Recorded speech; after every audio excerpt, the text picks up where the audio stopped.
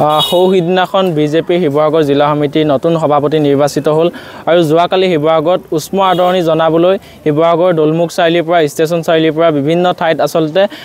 বিভিন্ন ধৰণৰ banner poster বা হৰ্ডিং লগোৱা হৈছিল আৰু হৰ্ডিংসমূহ যেনেধৰণে গছত গজাল মাৰি লগাইছে ই সঁচাকৈ দুখজনক আৰু এই বিষয়টো আচলতে আইনমতে দণ্ডনীয় গছত কোনো ধৰণৰ গজাল বা কোনো ধৰণৰ পিন লগাব নোৱাৰে তাৰ পিছতো বিজেপিয়ে নিজৰ মতালি আচলতে কেনেকৈ এই গজালসমূহ লগাবলৈ পাৰিলে বা গছত প্ৰকৃতি ধ্বংস কৰাৰ এটা চক্ৰান্ত কেনেকৈ ৰচিব পাৰিলে তাৰ বিৰুদ্ধে আজি আমি ছাত্ৰ মুক্তি সংগ্ৰাম সমিতি শিৱসাগৰ জিলা সমিতি আৰু জাতীয় যুৱ বাহিনী শিৱসাগৰ জিলা সমিতি আমি শিৱসাগৰ সদৰ থানাত বিজেপিৰ বিৰুদ্ধে এখন এজাহাৰ দিছোঁ আৰু আমি আৰক্ষী বিষয়াসকলক জনাইছোঁ যে ইয়াৰ বিৰুদ্ধে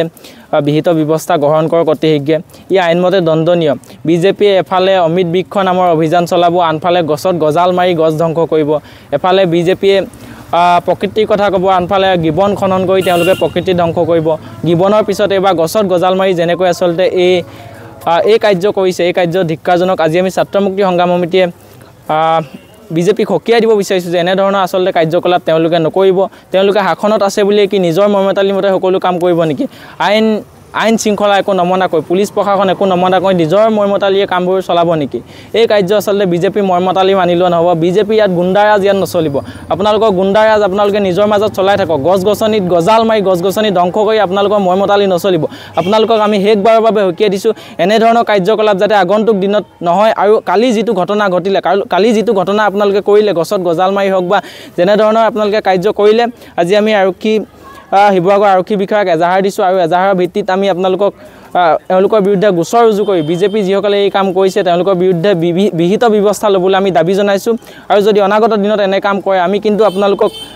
সকীয়াই দিছোঁ এনে কাম আচলতে আগন্তুক দিনত নকৰিব নমস্কাৰ মোৰ নাম নিৰুপম শইকীয়া এনি ভাৰত 24 এটা নতুন অনুষ্ঠান লৈ আহি আছে